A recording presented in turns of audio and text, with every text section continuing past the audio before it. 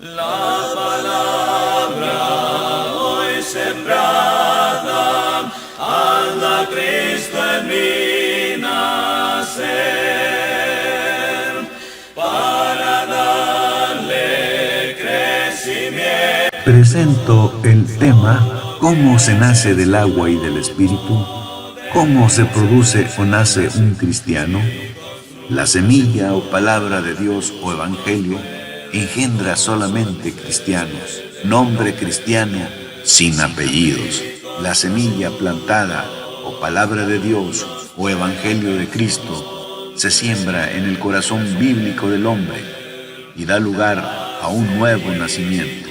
La palabra de Dios es la única semilla que producirá la planta que nuestro Padre Celestial plantó. Es la planta que produce a la Iglesia de Cristo y lo hace en cualquier siglo y en cualquier país.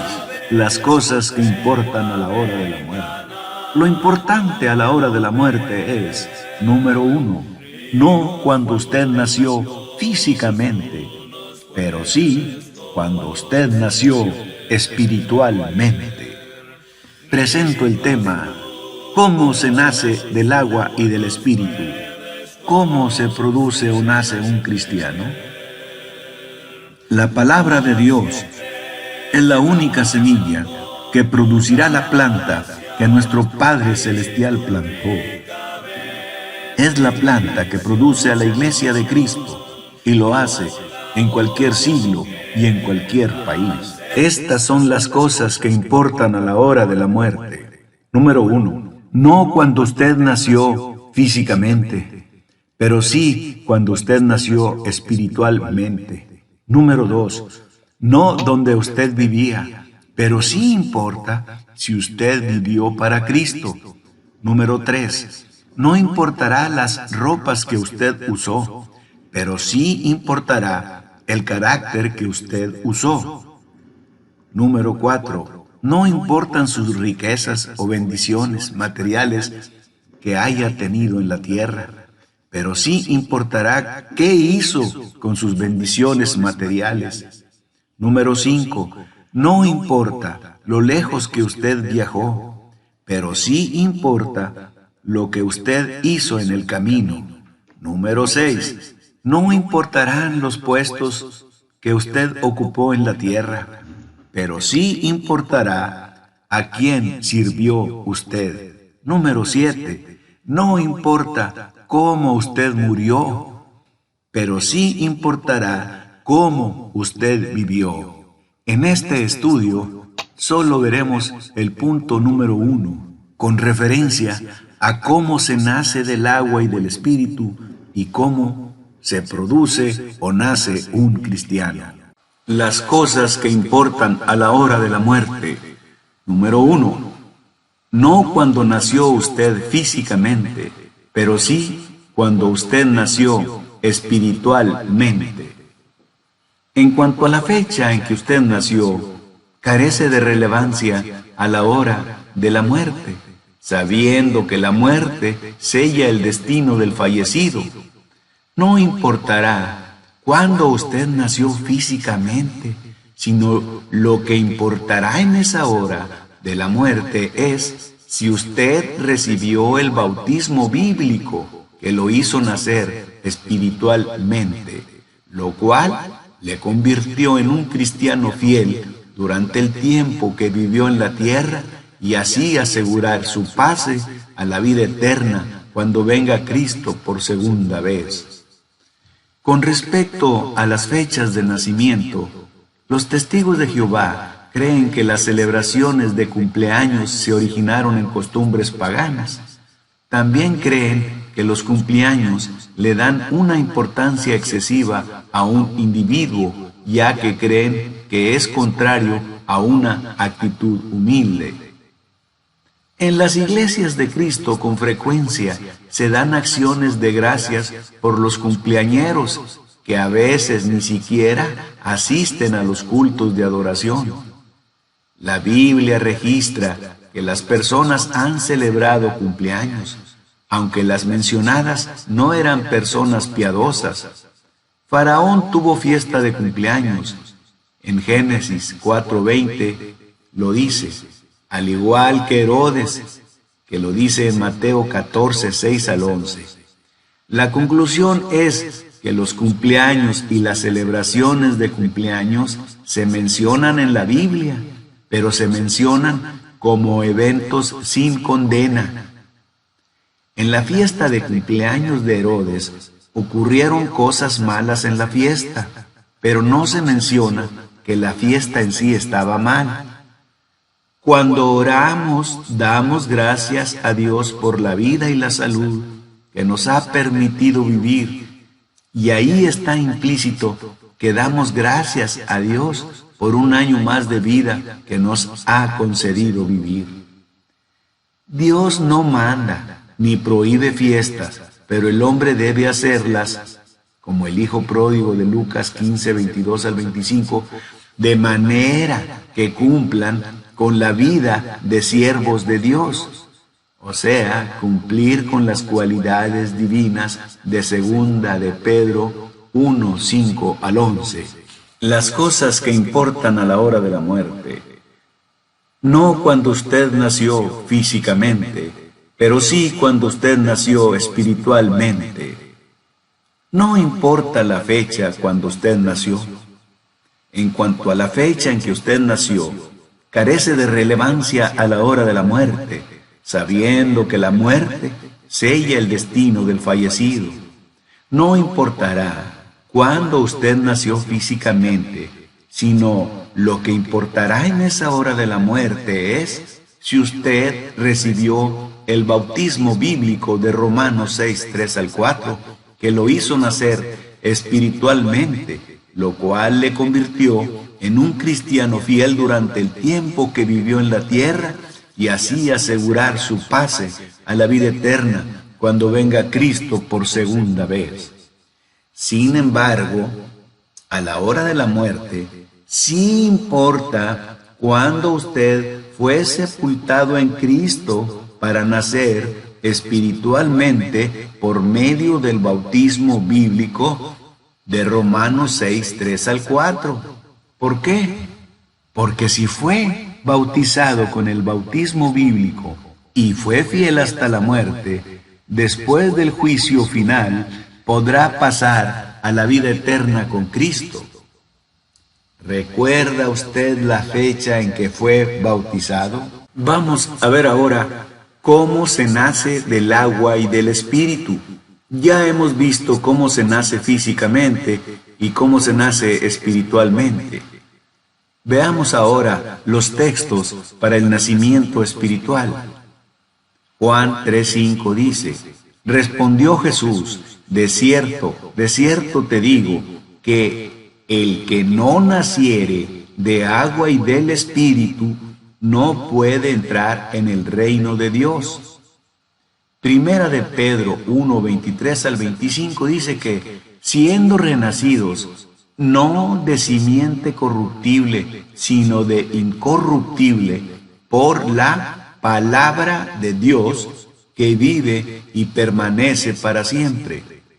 Lucas 8:11 dice, esta es pues la parábola, la semilla es la palabra de Dios. La conversión de la persona. ¿Qué es la conversión de la persona? La conversión es como un nuevo nacimiento o una regeneración. ¿Cómo se efectúa? El agua del bautismo literal y del Espíritu literal efectúan la conversión bajo la figura de un nuevo nacimiento, basados en Juan 3:5, que dice, el que no naciere de agua y del Espíritu no puede entrar en el reino de Dios. Nunca ha habido gente convertida en cristianos donde no se ha predicado la palabra del Evangelio. Continúo explicando cómo se nace del agua y del Espíritu. Una vez más, repito los tres textos. Juan 3:5, que dice, respondió Jesús, de cierto te digo que el que no naciere de agua y del Espíritu no puede entrar en el reino de Dios. Agua y espíritu efectúan la conversión bajo la figura de un nuevo nacimiento. Primera de Pedro 1, 23 al 25 dice que siendo renacidos, no de simiente corruptible, sino de incorruptible, por la palabra de Dios, que vive y permanece para siempre. Lucas 8, 11 dice que la semilla es la palabra de Dios. Ahora veamos cómo es el proceso del nuevo nacimiento. La simiente incorruptible, que es la palabra, se siembra en el corazón de la gente. Produce fe, arrepentimiento y obediencia para obtener el perdón de Dios, para participar de todas las bendiciones espirituales en Cristo, lo cual convierte a la persona en cristiano, el cual es agregado al Señor, según Hechos 11, 24, y a su iglesia, según Hechos 2, 47, que dice: y el Señor añadía cada día a la iglesia los que habían de ser salvos. Estamos viendo cómo se nace del agua y del Espíritu. Lucas 8:11 dice: la semilla es la palabra de Dios. Romanos 10:17 dice: así que la fe es por el oír, y el oír por la palabra de Dios. Y Juan 3:5 dice: respondió Jesús: de cierto te digo, que el que no naciere de agua y del Espíritu no puede entrar en el reino de Dios. En la diapositiva vemos que la semilla plantada es la palabra de Dios o el Evangelio de Cristo, de acuerdo a Lucas 8:11. Esa semilla se planta en el corazón bíblico, y el corazón bíblico es donde reside el intelecto, las emociones, la voluntad y la conciencia. Al sembrarse esa semilla, que es la palabra de Dios, en el corazón bíblico, da lugar a un nuevo nacimiento para poder entrar en el reino de Dios, según Juan 3:5. Por lo que tenemos que nacer del agua y nacer del Espíritu, cumpliendo el plan de Dios de salvación, que es 1. Oír, 2. Creer, 3. Arrepentirse, 4. Confesar, 5. Bautizarse. Primera de Juan 5:1 dice: el que cree que Jesús es el Cristo es nacido de Dios. Creer es ser engendrado. Entonces, nacer del Espíritu se logra por la fe que salva, que viene por haber oído lo revelado por la palabra de Dios o Evangelio, creyendo en Él. Ya vimos en 1 de Juan 5:1 que creer es ser nacido de Dios, para luego después arrepentirnos y confesar que Jesucristo es el Hijo de Dios. Es importante notar que la fe no viene por operación milagrosa, o por sueños y visiones, ni por fuentes humanas, como filosofías, etc. La fe que salva se basa en lo revelado por la palabra de Dios. Lo que carece de autorización escritural o bíblica no es parte de la fe. Ahora veamos cómo se logra nacer del agua. Se logra nacer del agua por medio del bautismo.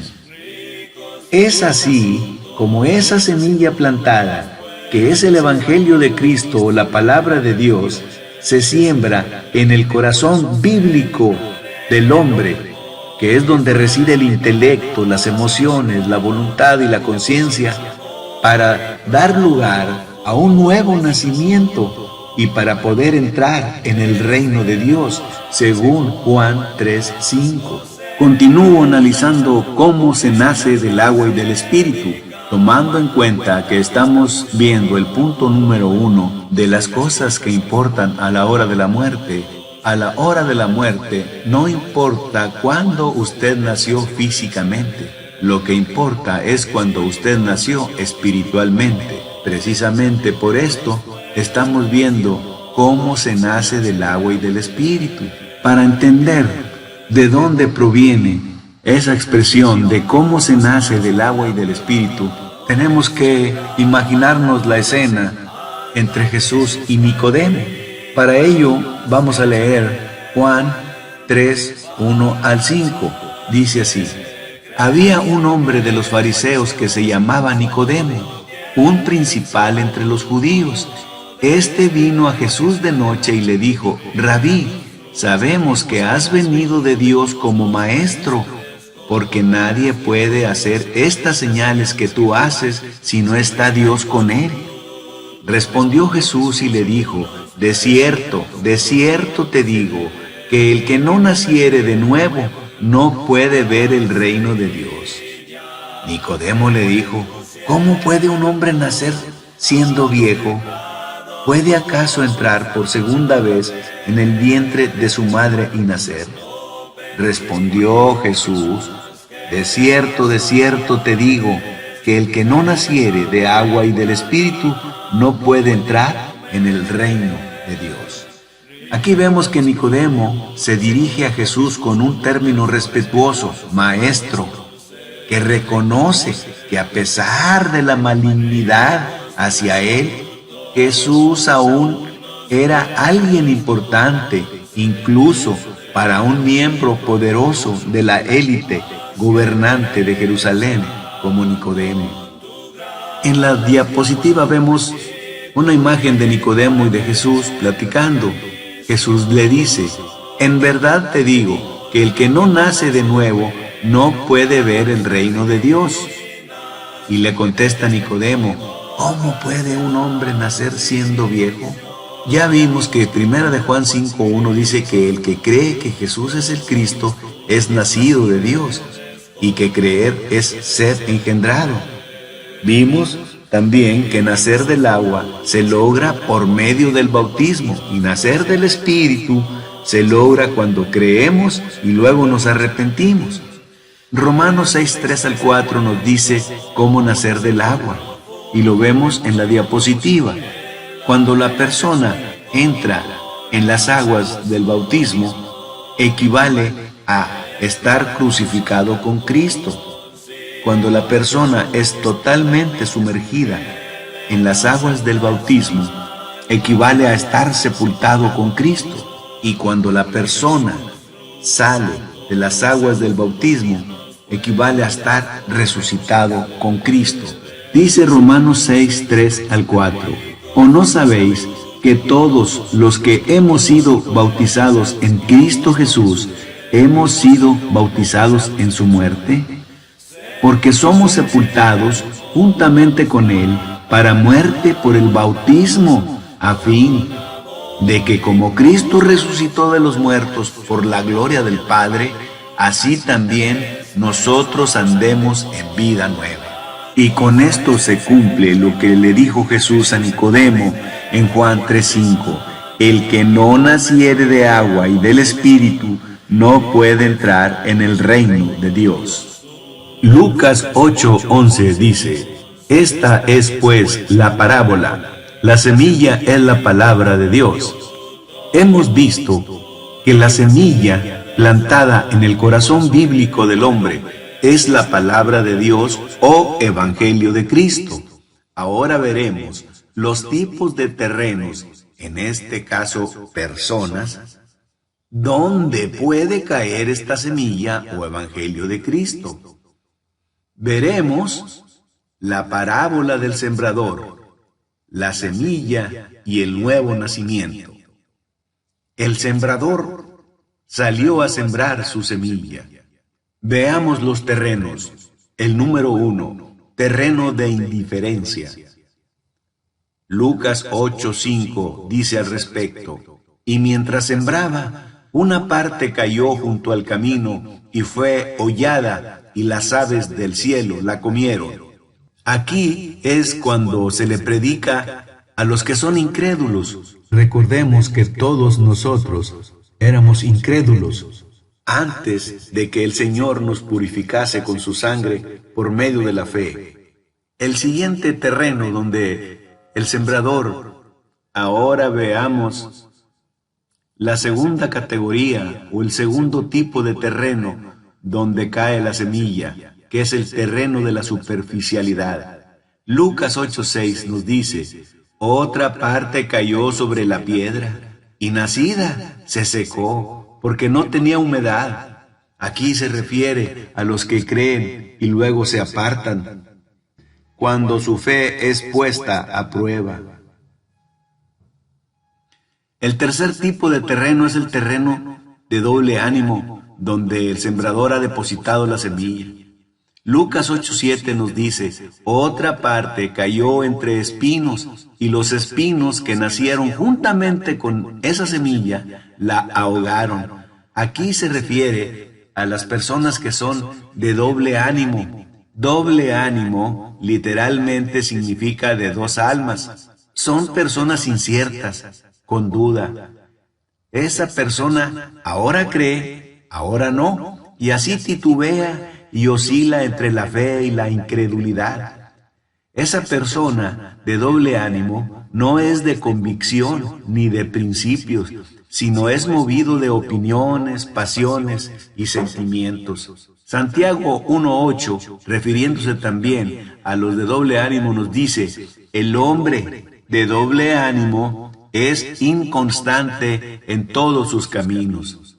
Ahora veamos la cuarta categoría o el cuarto tipo de terreno donde el sembrador depositó la semilla.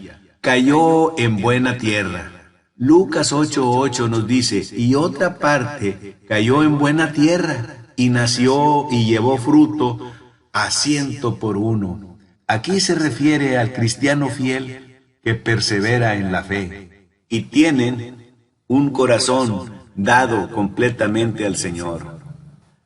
El resumen de esta parábola del sembrador. Número 1. La semilla fue esparcida en una variedad de suelos. Ya vimos que fue un terreno de indiferencia, un terreno de la superficialidad, un terreno de doble ánimo y el terreno de buena tierra. 2. El sembrador no era selectivo. 3. Nosotros no debemos ser selectivos.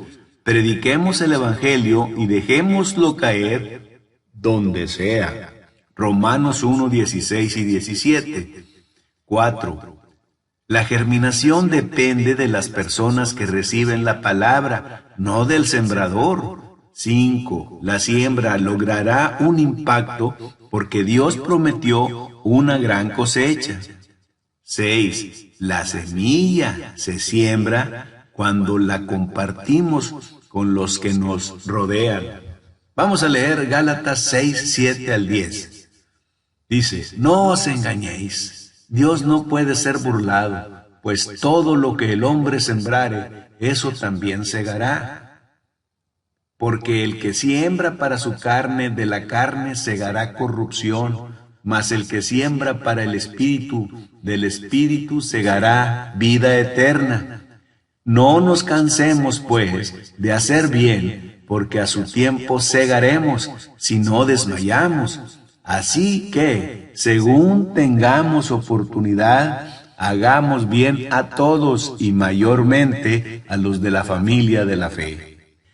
Segunda de Corintios 13:5, el apóstol Pablo escribe: examinaos a vosotros mismos si estáis en la fe, probaos a vosotros mismos.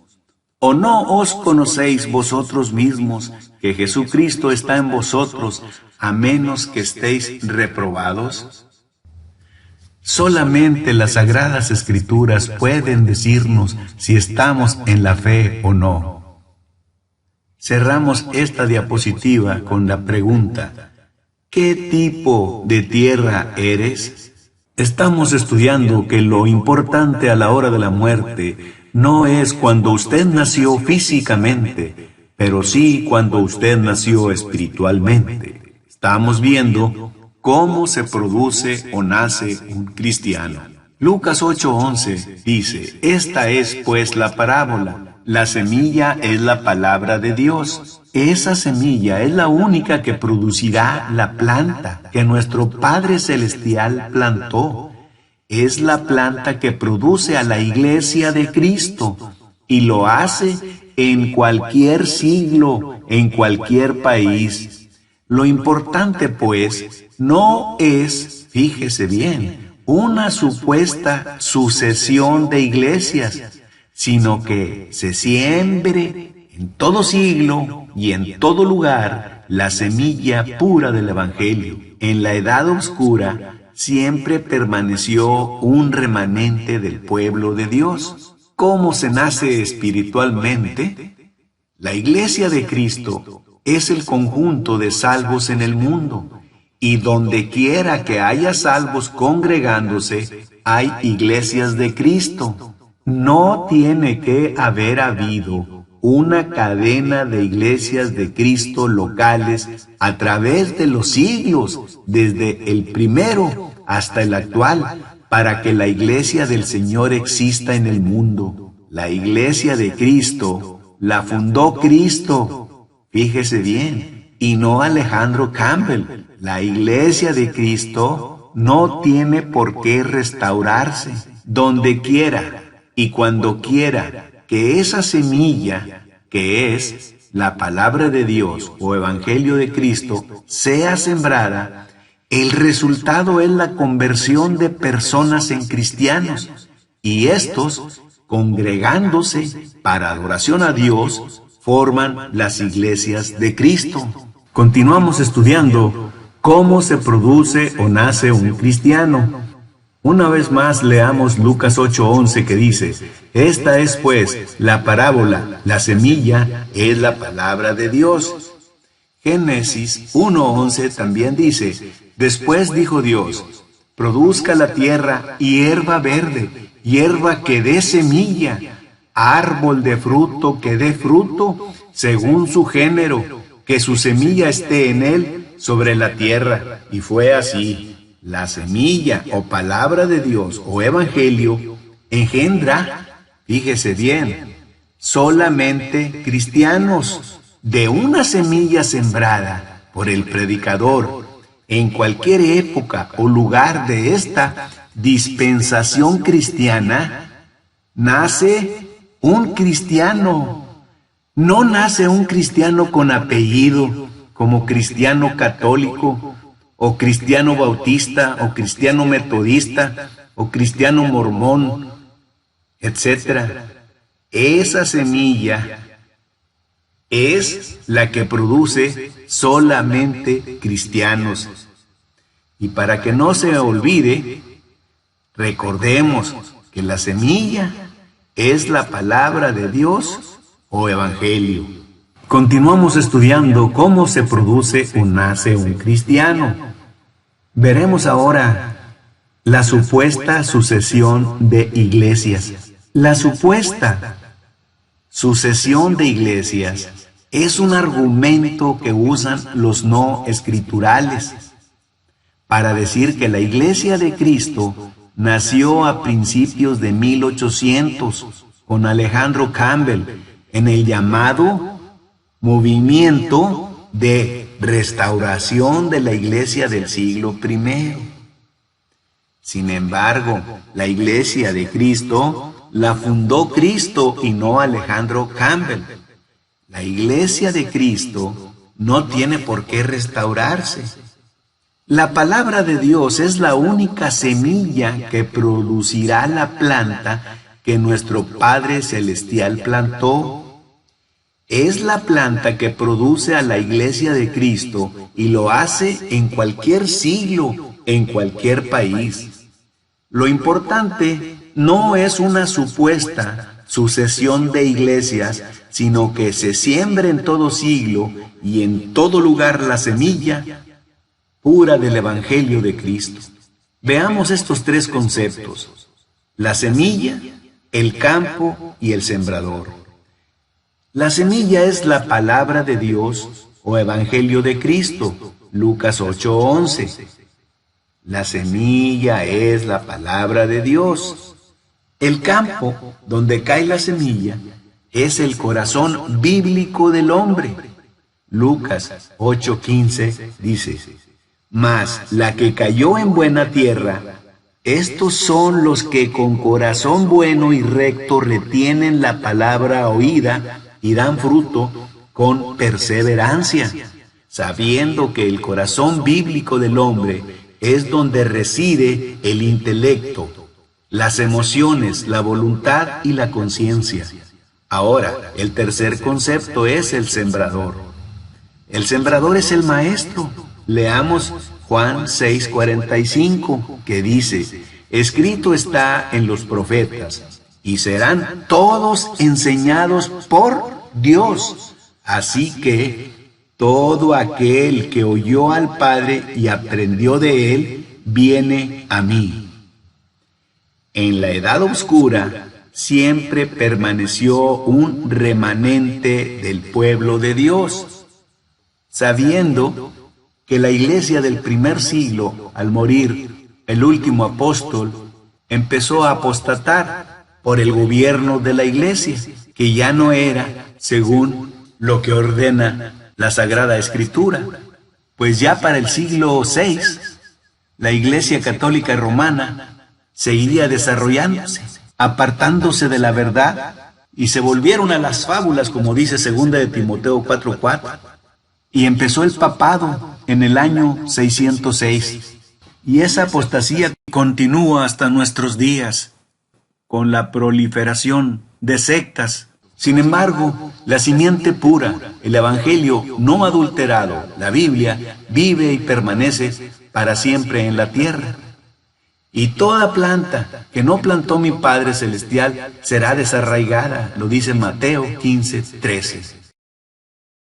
Continúo con la explicación de cómo se nace espiritualmente y cómo se produce o nace un cristiano. Aún antes de 1800, hubo remanente de personas que se reunían cada primer día de la semana y cumplían con los actos de adoración estipulados en el Nuevo Testamento, como cumplir con el plan de Dios de salvación, que incluye el bautismo, y que además leían el Nuevo Testamento, porque ya había escritos de él, y adoraban a Dios, como dicen las cartas de Pablo, Pedro, Santiago, etc. En la Iglesia de Cristo no llevamos el nombre de nadie, somos cristianos sin apellido. El Señor quería que nosotros llevemos su nombre. Hechos 4:12 dice: y en ningún otro hay salvación, porque no hay otro nombre bajo el cielo dado a los hombres en que podamos ser salvos. Invito a todas las personas religiosas a llevar este nombre. Sin embargo, para tener derecho a llamarse cristiano, el verdadero origen del nombre cristiano fue profetizado por Isaías, que fue uno de los profetas mayores de Israel, cuyo ministerio tuvo lugar durante el siglo VIII a.C. El ministerio profético de Isaías tuvo lugar en el reino de Judá durante las monarquías de Usías, Jotán, Acaz, Ezequías y Manasés. Isaías profetizó durante la crisis causada por la expansión del imperio asirio. La profecía se encuentra en el capítulo 62, versículos 1 al 2. Lo que debe interesarnos a nosotros y a todo el mundo es que podamos decir: soy cristiano. A los discípulos en Antioquía no se les llamó divinamente evangélicos, o cristiano bautista, o cristiano católico, sino cristianos. Lo vemos en Hechos 11:26. Dice: se les llamó cristianos por primera vez en Antioquía. Después pasaron como 15 siglos antes de que alguien se llamara evangélico o protestante. El nombre cristiano debemos llevarlo como si fuera una medalla de honor y no usar los nombres que indican lealtad a alianzas sectarias en vez de a Cristo. Continuamos estudiando el verdadero origen del nombre cristiano. En Isaías 62, 1 y 2 leemos: por amor de Sión no callaré, y por amor de Jerusalén no descansaré hasta que salga como resplandor su justicia y su salvación se encienda como una antorcha. Entonces verán las gentes tu justicia y todos los reyes tu gloria, y te será puesto un nombre nuevo que la boca de Jehová nombrará. La profecía de Isaías 62, 1 al 2 proviene del cielo. Muchos se sorprenden al saber que el nombre cristiano fue dado a los creyentes por revelación de Dios. Ya en el primer siglo de nuestra era cristiana, nos relata el médico Lucas en Hechos 11:26, que se congregaron allí todo un año con la iglesia y enseñaron a mucha gente, y a los discípulos se les llamó cristianos por primera vez en Antioquía. En el griego, el idioma original del Nuevo Testamento, la frase se les llamó, de Hechos 11:26, se ha traducido de la palabra crematizo. Esta palabra significa dar un mandamiento divino o admonición, enseñar desde el cielo, recibir un nombre o título, ser llamado. Los discípulos fueron llamados cristianos primero en Antioquía, como lo dice Hechos 11:26. Isaías había profetizado que la boca del Señor daría un nuevo nombre cuando los gentiles vieran la justicia de Dios y los reyes contemplarían su gloria. Isaías 62:2. Saulo de Tarso se convirtió en un emisario especial de Cristo para los gentiles, para llevar el nombre de Cristo ante ellos y los reyes de la tierra. Hechos 9:15. Cuando Pablo estuvo en Antioquía, donde los gentiles y los judíos se reunieron por primera vez en la comunión de una iglesia de Cristo, se le dio el nuevo nombre y fue el nombre cristiano. El nombre de Cristo está sobre todo nombre. Filipenses 2:9. No hay otro nombre en el que los hombres puedan agradar a Dios, y no hay otro nombre en el que la unidad sea posible. Los nombres humanos son divisivos. El surgimiento de las falsas doctrinas o la gran apostasía que iba a surgir en la iglesia de Cristo y que dio origen a iglesias fundadas por hombres y sus falsas doctrinas, la encontramos en la segunda carta a Timoteo, en el capítulo 4, en los primeros 4 versículos. Pablo sabe que no va a ser libertado esta vez, sino que el fin de su carrera terrenal ha llegado. Por eso, ahora, da a Timoteo este solemne encargo final. Dice: te encargo delante de Dios y del Señor Jesucristo, que juzgará a los vivos y a los muertos en su manifestación y en su reino, que prediques la palabra, que instes a tiempo y fuera de tiempo, redarguye, reprende, exhorta con toda paciencia y doctrina.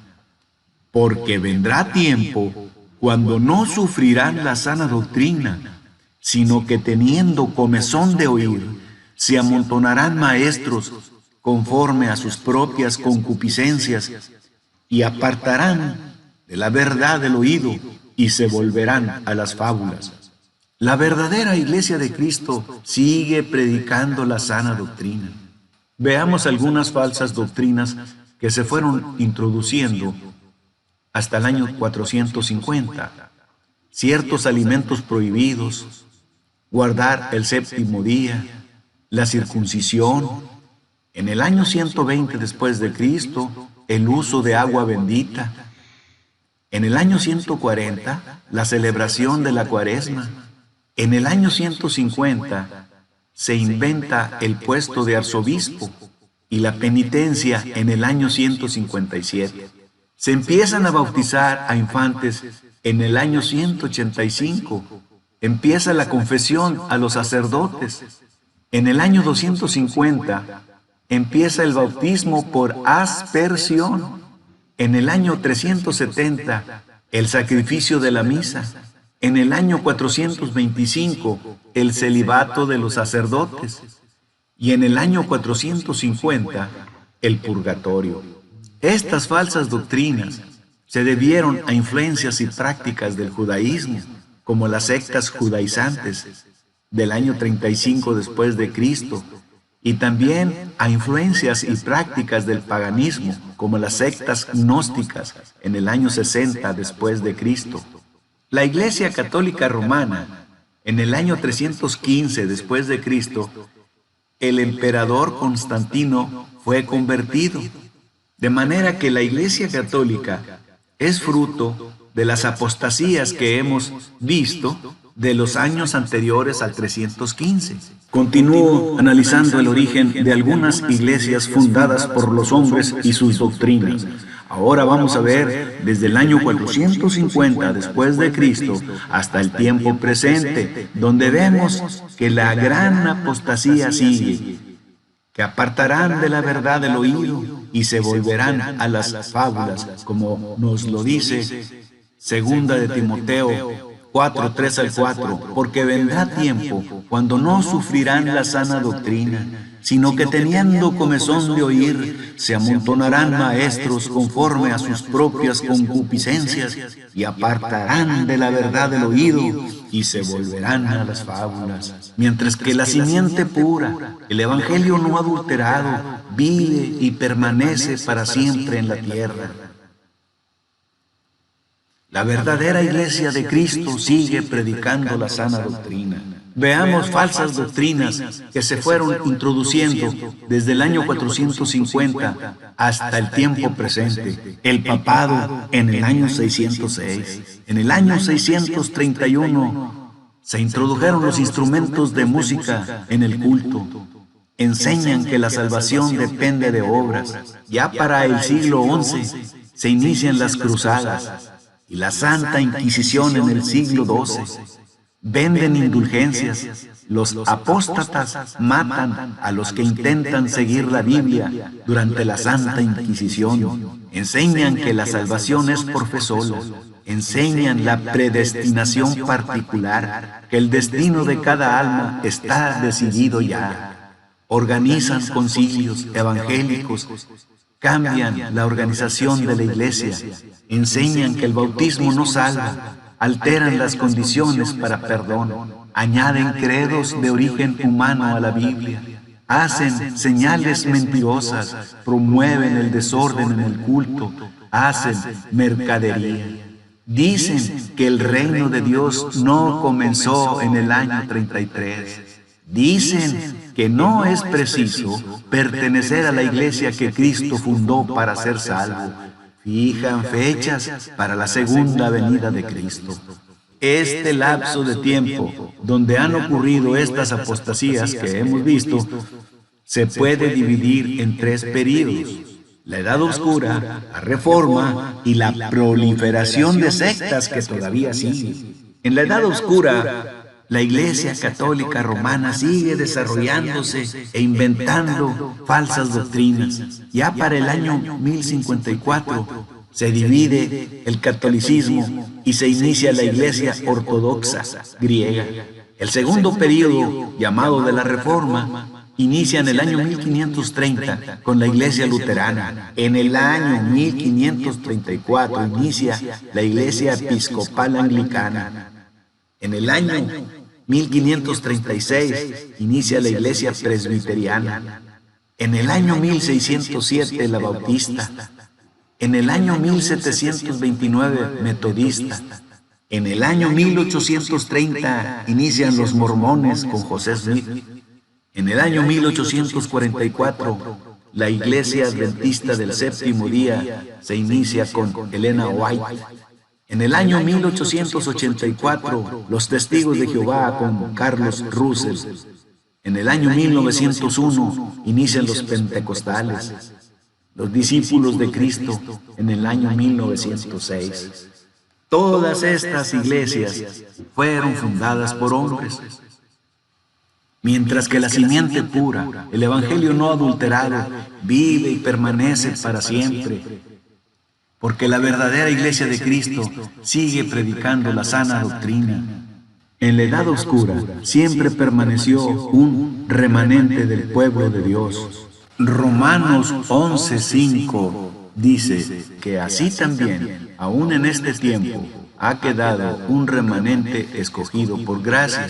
Así también, aún en este tiempo, en este versículo, se refiere al tiempo del Nuevo Testamento. Y remanente de este versículo se refiere a los cristianos obedientes al Evangelio, que son escogidos por gracia. Por lo que la supuesta sucesión de iglesias es un argumento que usan los no escriturales para decir que la Iglesia de Cristo nació a principios de 1800, con Alejandro Campbell, en el llamado movimiento de restauración de la Iglesia al siglo I. Sin embargo, la Iglesia de Cristo la fundó Cristo y no Alejandro Campbell. La Iglesia de Cristo no tiene por qué restaurarse. Y la palabra de Dios es la única semilla que producirá la planta que nuestro Padre Celestial plantó. Es la planta que produce a la Iglesia de Cristo y lo hace en cualquier siglo y en cualquier país. Lo importante no es una supuesta sucesión de iglesias, sino que se siembre en todo siglo y en todo lugar la semilla pura del Evangelio de Cristo. Resumen final al tema: ¿cómo se nace o se produce un cristiano? Paso 1. La semilla plantada, que es la palabra de Dios o el Evangelio de Cristo, se siembra en el corazón bíblico del hombre, donde reside el intelecto, las emociones, la voluntad y la conciencia. Y eso da lugar al nuevo nacimiento. Para entender este paso, leamos lo que dice Lucas 8:11.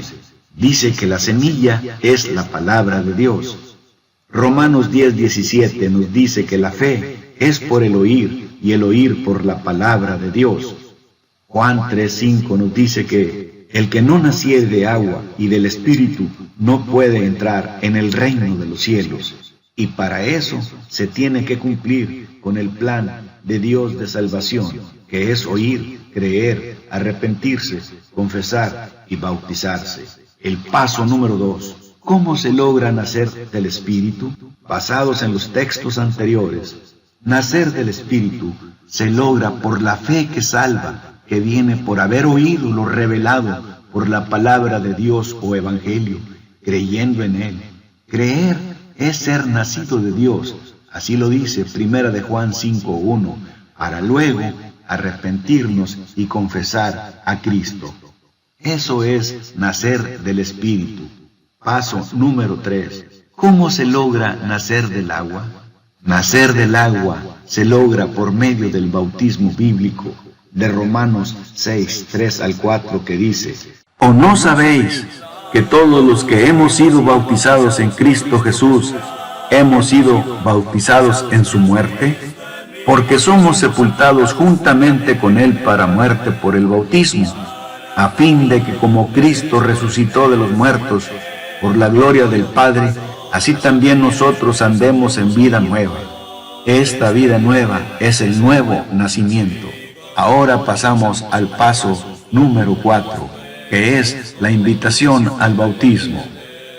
Ha habido hombres y mujeres que han asistido por años a los cultos de adoración, han cantado y orado junto con nosotros, asistiendo con toda puntualidad y fidelidad, pero les falta una cosa, que es obedecer a Dios en el acto del bautismo, para perdón de pecados, para ser añadidos a la Iglesia de Cristo, para ser vestidos de Cristo y entrar en el reino de los cielos.